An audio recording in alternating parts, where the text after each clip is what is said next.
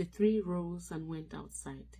When they returned, Achebe handed the bundle of sticks back to Obiorika. He counted them. Instead of 30, they were now only 15. He passed them over to his eldest brother Machi, who also counted them and said, "We had not thought to go below 30, but as the dog said, if I fall down for you and you fall down for me, it is play. Marriage should be a play and not a fight, so we are falling down again." He then added 10 sticks to the 15 and gave the bundle back to Achebe.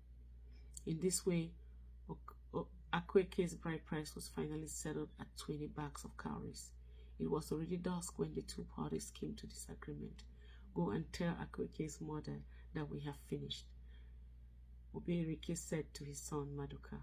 Almost immediately, the women came in with a big bowl of fufu. Obiorika's second wife followed with a pot of soup, and Maduka brought in a pot of palm wine. As the men ate and drank palm wine, they talked about the customs of the neighbors. "It was only this morning," said Obiorika, "that Okonkwo and I were talking about Abame and Aninta, where titled men climb trees and pound fufu for their wives. All their customs are upside down. They do not decide bride price as we do with sticks. They haggle and bargain as if they were buying a goat or a cow in the market. This is very bad," said Obiorika's eldest brother. "But what is good in one place is bad in another place. In Umonso, they do not bargain at all, not even with broomsticks. The suitor just goes on bringing bags of cowries until his in-laws tell him to stop.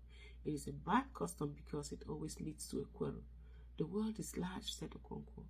"I have even heard that in some tribes, a man's children belong to his wife and her family." "That cannot be," said Machi. "You might as well say that the woman lies on top of the man when they are making the children. It's like the story of white men who they say are white like the piece of chalk." Obiorika. He held up a piece of chalk which every man kept in his obi, and with which his guests drew lines on the floor before they ate kola nut. "And these white men, they say, have no toes." "And have you ever seen them?" asked Machi. "Have you?" asked Obiorika. "One of them passes here frequently," said Machi. "His name is Amadi." Those who knew Amadi laughed. He was a leper, and the polite name for leprosy was the white skin. The end of chapter 8. Guys, I apologize. It's been a choppy recording because I was running out of space. I had to do multiple videos, but thank you for your patience, and I hope you enjoy this read.